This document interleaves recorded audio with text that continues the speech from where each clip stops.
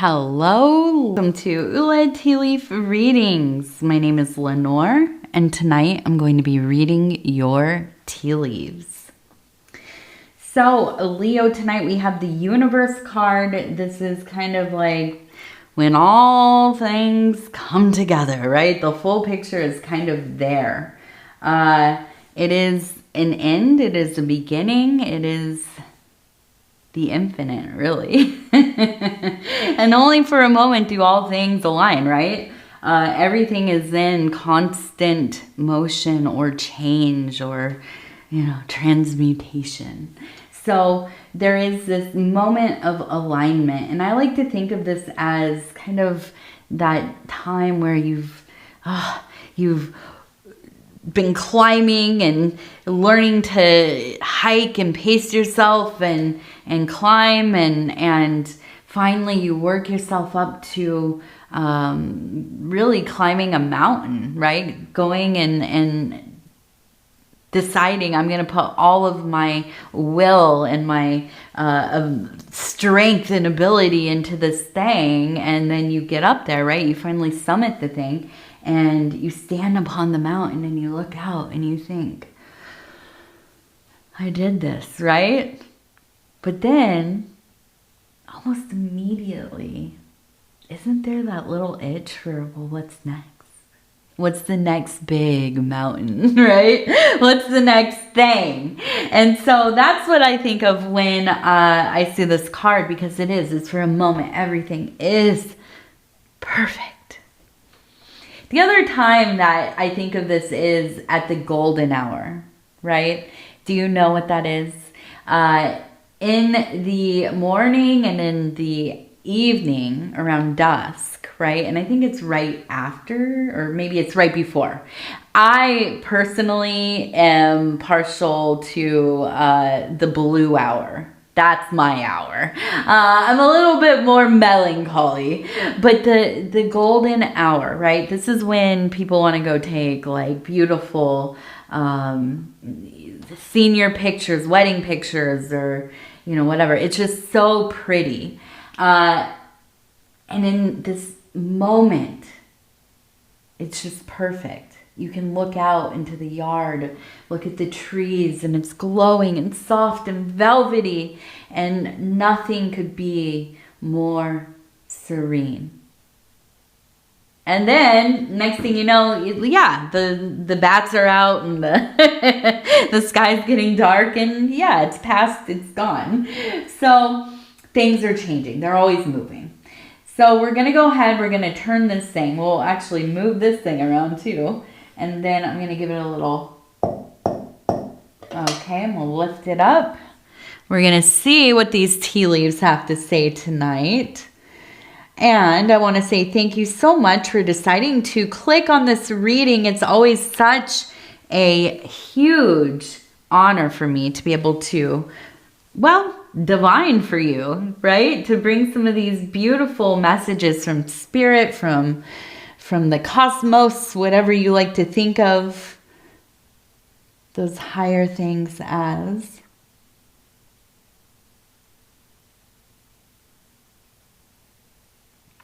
Okay, so we have the word task, T-A-S-K.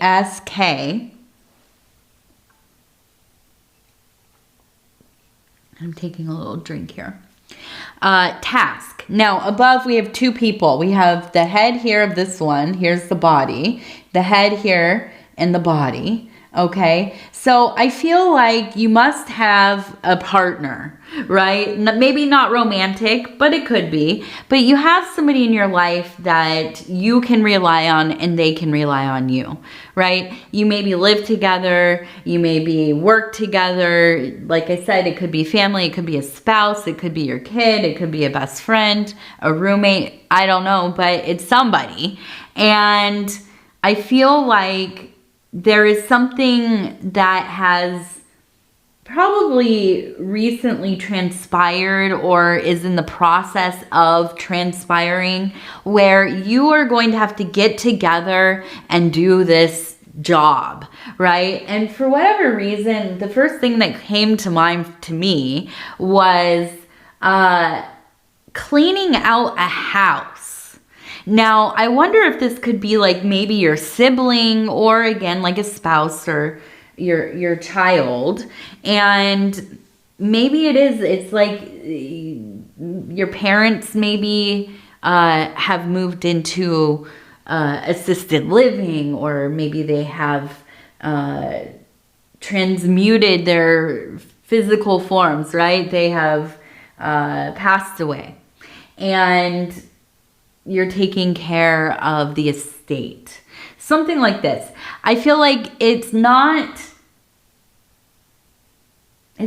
just a physically demanding situation, but it is a task of the heart.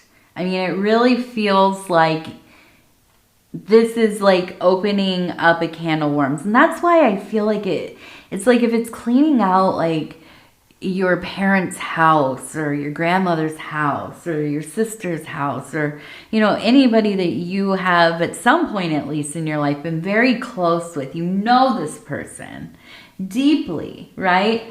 And to go through their personal things it's just not easy, right? And it's a lot, especially if they weren't prepared. You know, I think a lot of people, as they get older, you just don't have time to take care of so many things. And yeah, hopefully you downsize. I plan on it myself, like pretty dang soon. Downsize across the board, right? And so if they haven't planned for it, then it's like you're walking into this whole world that's it's not been filtered or gone through or decluttered or right, things gotten rid of that you don't necessarily want to see or know about. I don't know what that could be. I'm not going to even begin to think about that. But thankfully, it seems like you're not doing this alone. Okay, I see the two people there. Whatever it is, I know I feel like I can just imagine you like sitting in your car. You say, I'm just going to sit here for a minute. I'm just going to get my head clear. And then it's been 5 minutes. And then it's been like 10 minutes. And then you're like, oh, this is weird. It's starting to seem weird. Maybe I should just drive away. No, I'm just going to sit here until I'm ready. Right? And then it's like a half an hour later and you're like in a podcast and you're just like trying to talk yourself to like get up and out of the car and go in the house or go into wherever, right? Get to getting this thing moving. But I feel like there's a lot of refrain. And that's making the process probably more difficult and take longer, probably, I imagine. But you have to be soft with yourself. You have to have patience. Everything that's happening is happening for some kind of reason. That doesn't mean it doesn't hurt. That doesn't mean that it's some, honorable, divine suffering. You should be thankful that you have these challenges in your life. I'm not going to say that to you. I mean, the way that the world is right now, the way that so many of us are struggling in different ways, I'm not going to say that to you. It's ridiculous. You don't say that to people, But I don't know. I mean, that's what I have to say to myself when I'm having a hard time, for sure. It has helped me. But I'll tell you what, if somebody did say that to me, I would be like, okay, all right then. I don't know about that, buddy, but okay. Now we have an Aries. We have the Ram right here. I could imagine a Scorpio Aries match being wild. Wild, wild, wild. Aries, so secretive. Not like in a nefarious way, but just kind of like, like don't get in my business, bro. Like back off. And Scorpio, like I always say on Scorpio readings and Virgo readings, we are like twins. Scorpio, Virgo, very similar. You all are just way more interesting than us Virgos. We're you know, like the mischievous wallflowers. We hear all, we see all, we know all. And of course we're going to let you know it, right? But are we cool? Not really. No. Scorpio, though, life of the party. Most beautiful person in the room, almost always. Yeah. Most interesting. And you just draw people in. Absolutely. But we're also very nosy. Let me just say that. We're nosy. We're nosy, we're nosy, we're nosy. You know, I don't know. I happen to be like a Virgo that I'm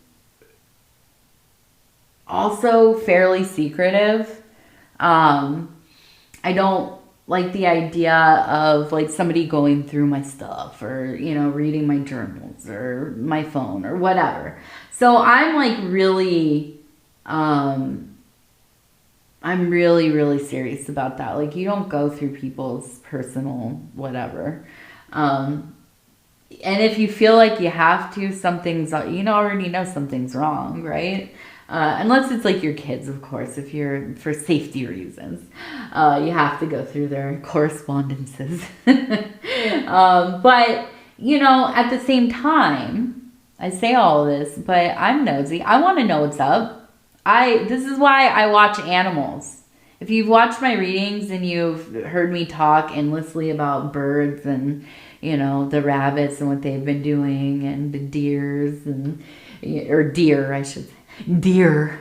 And, you know, whatever. The turkey, we had a turkey. I have a video of it. I wish I could post it on the channel, but I think I say a swear in it. Maybe. I don't remember. But we had a turkey strutting around yesterday, gobbling it up, trying to find his lady. My daughter and I, we gobbled him back. He was not impressed. Not impressed. He said, where's your accent from? Because it sounds like you're just saying gibberish to me. And he turned around and he strutted away. And we were like, man, that wasn't nice, dude. But anyways, yes. So that's where I put my nosiness, right? So, but if I was in a neighborhood, I would be watching everything that goes on. Absolutely. I remember during that time when we would have to stay home for a week if you happen to have, you know, you're sick or whatever. I knew when any of the neighbors had it because I would know that they weren't going to work or school or like whatever. And my husband, shout out to my husband over at Dove and Serpent Tarot, he would be like, dude, that is like so nosy, but I just watch things. I don't actually care. I'm not like telling anybody about it, but you know, I just like to know what's up. So I feel like this is you and me, Scorpio, and this is really one of our fundamental bonding points is that we can talk gossip or whatever for ages. It never ending. So I could see, now let me get all the way back around, right, to you having an Aries in your life. I could see that being really interesting, also super frustrating for you. I almost feel like there's like a love there, but there's also this constant feeling of like there's something not being said, or there's something here that you're not revealing the whole picture, and it feels like they're running game. And that's, I mean, ultimately, you know, like it feels like they have a secret life. That's what it feels like to me, thinking about how you're experiencing it. Now, is that true? Honestly, I don't think so. Listen, I will always say follow your gut on things. If you have an intuition about something, then yeah, something's wrong.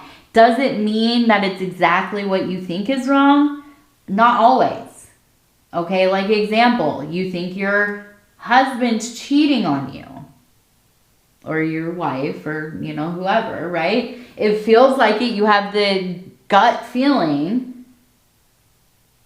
But then it's like, why? What is it that's happening? First of all, are there signs that they're cheating? But is it about you actually thinking they're cheating because of their behaviors? Or is there a misalignment? Is there something going on that's deeper? Like your marriage is in a place where you're growing apart. You're doing your own thing. Maybe your schedules are different. You're not sleeping at the same times. You're not, you know, prioritizing being together, just the two of you, not anybody else, you know, whatever. A lot of different reasons. And as those things kind of build up and fester, then all of these other feelings of like, are they lying? Are they watching, you know, that stuff that people watch on the internet, adults, right? And, you know, is that where they're at? Just, you know, and listen, you might be a little bit older than me and think, oh my gosh, that's wild that would happen. My age group and younger, probably quite, you know, older too as well. There is, you know, a lot of people who are having problems with that kind of stuff, content. And it affects their lives, their relationships. It's very prevalent. So I don't talk about that stuff a lot here because I don't know. I feel like I'm trying to tiptoe and not say the wrong things. And I don't want to be judgy. And I don't want to sound like that because I don't care. You know, I'm not, well, who am I to judge anybody about anything? But, you know, when things are misaligned, you start thinking like, what the heck's going on? Like, do they have somebody else? Are they talking to somebody else? Or, you know, are they like just spending all their energy in these other places? Or what's happening? But it's the work needs to happen on a deeper level, right? And so I feel like it's verging into full-blown feeling like, yeah, something absolutely feels like it's going wrong here, or you just can't get on the same page or whatever it is. But I feel like there's something deeper.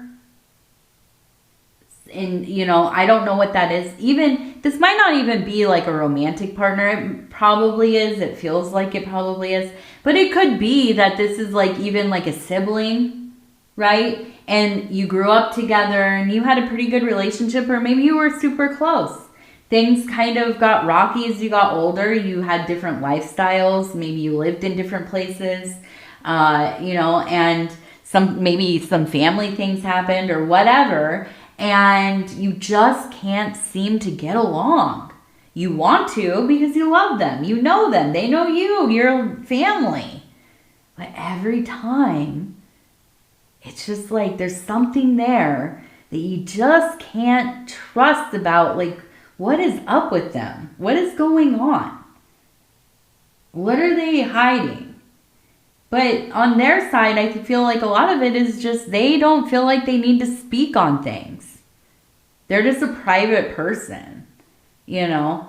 And honestly, I'm sorry, Aries. I actually just, like, when I did my Aries reading, I was crying in it.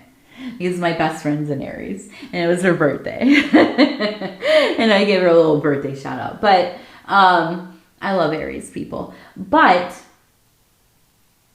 you know, sometimes it's kind of like if you could just open up a little bit. Right? But I feel like, you know, a lot of it is just they're very independent beings. It's hard to get like a good read on an Aries. They have infinitely growing and detailed and interesting internal lives. Okay. So I feel like, you know, communication is the big thing here, you know, and also maybe altering your expectations within this relationship in particular. You know, but again, like I said, if you have an intuition of, you know, something is wrong, I'm never going to tell somebody to ignore that. just, you know, be discerning. Go in easy. Do a little investigating, you know.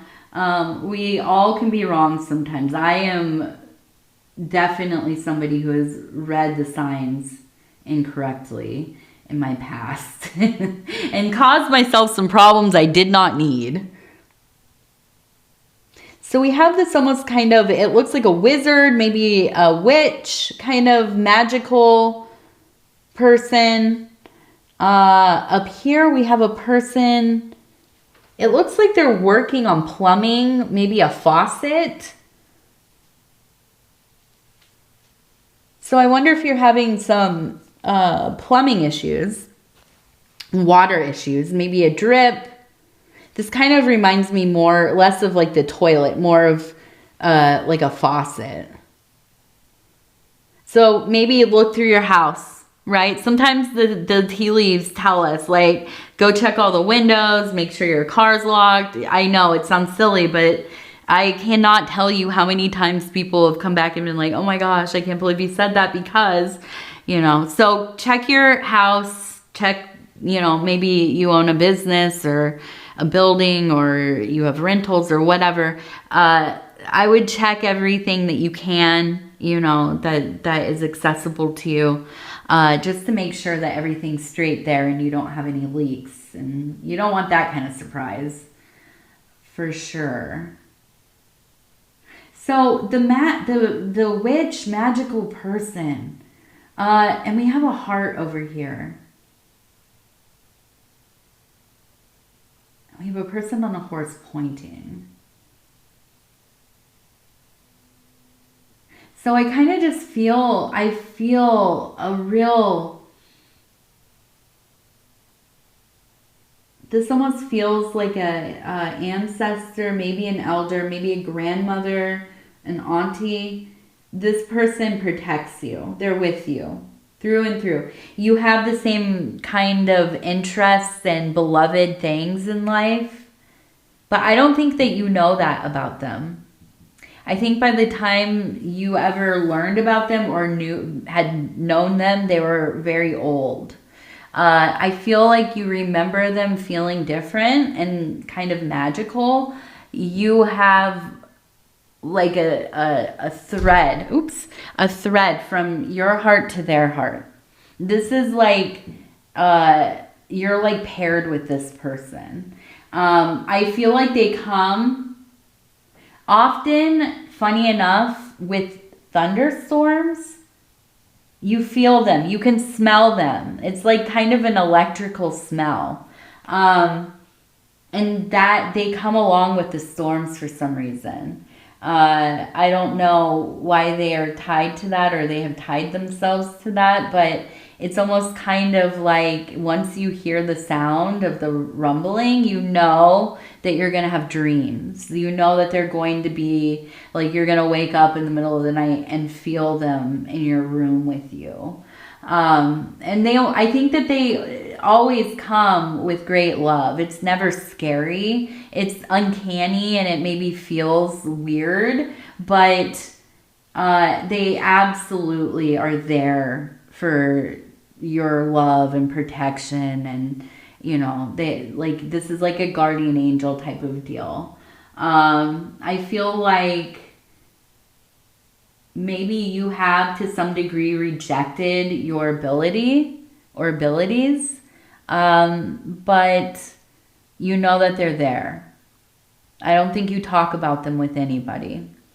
You might perceive yourself as being somebody who's just like really perceptive, you know, like, oh, well, I'm not psychic. I can just like read people. And I used to think this myself when I grew up in a household with addiction and abuse and neglect and my whole childhood. And I didn't really know how to live differently. But living in that situation, I had to always know what people were doing and like if they were drinking a lot, were they going to get rowdy, were they going to be mean, were they going to be fighting, are they going to be crying, and are they going to pass out and not make dinner, you know, that kind of thing. And so you're always monitoring the atmosphere, the temperature of the room, how people are moving, you know. And so I just, that's how I lived, and that's how I became. I just, I'm always watching how people are, where they're at, what they're doing, how they're sounding, what they're, how are they talking to me, like whatever. And I said, well, maybe I just am good at reading people because of that. I grew up like that. I had to. It was like how I survived. But, sometimes that might be true. But I think it also comes along with, a real deep psychic ability. I mean, I feel that, for myself anyhow. And I really feel that for you, you're a person, it's not about being humble so much as I feel like you can be dismissive of your qualities, your interesting, your positive qualities, your achievements, your skills. I think that, to some degree you downplay it a little bit, or maybe even just don't even ever, like you could be a person that, you have like your doctorate or something, and like you've known somebody at the coffee shop for, 5-10 years. Never once have you said anything about it to them. And it's this hugely, impressive accomplishment. Like, wow. But you just never say anything, So I feel like, I don't know. There seems to be a sense of, I don't know. Let's keep looking. I'm going to keep looking. I feel like, I'm not going to say you have to get into your abilities, but I don't know. I'm a little biased. Like, lean into it. Just a little bit, right? Okay, let's see. So we have a person, it looks like blessing somebody.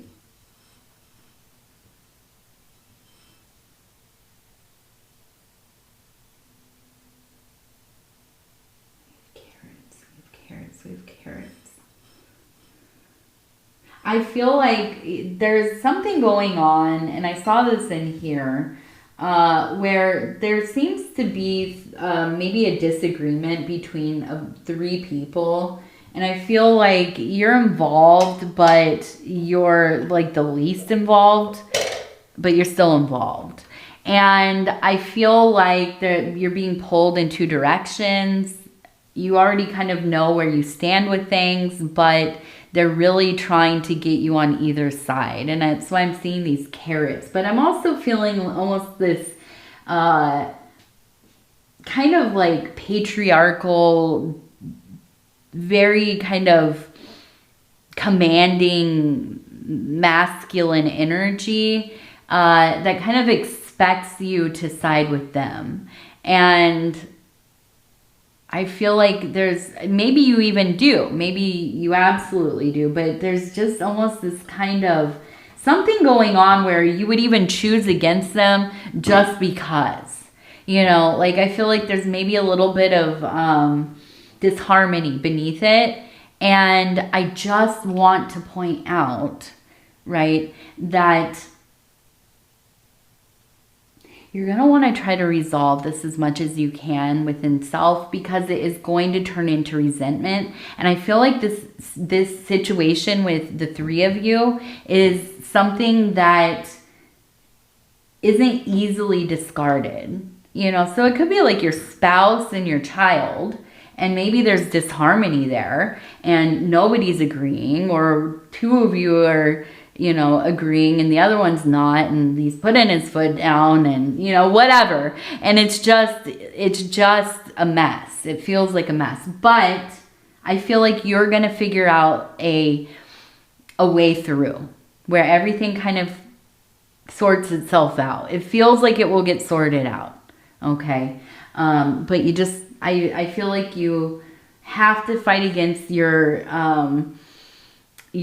oppositional kind of nature, but also not just like falling in line. I think you have to stick to your convictions with this one. So that might do, you might have to do some soul searching, you know, to really like know exactly what you want to do.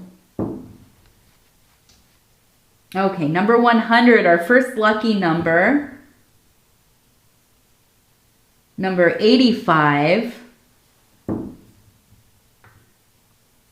And number 100 again. Okay, we'll do one more. 100, very lucky. 77, all right. And we'll finish with our gratitude affirmation cards. I'm going to flip through, stop where it feels right. And it says, Royal Feast, I enjoy delicious food. Today I delight in every bite as if I am feasting at a royal table. I savor the flavors, the energy, and the pleasure from eating foods I love. Practice during the meal, during your meals. Try closing your eyes, focusing and enjoying every bite. Yes. Okay, and I guess we'll do our inner child oracle cards. I love these cards. We can't miss it. And we'll stop where it feels right. And it says 16, go inward. It is time to connect with your inner child. Yeah, never bad idea to visit the inner child. They actually have the most clarity of all of the archetypes, I think. Anyways, Scorpio, I love you. If you want to go ahead and hit that like button, subscribe, or leave a comment, I would love to hear from you. I hope you take care of yourselves in these next few days, and we will talk soon. Good night, good night, good night.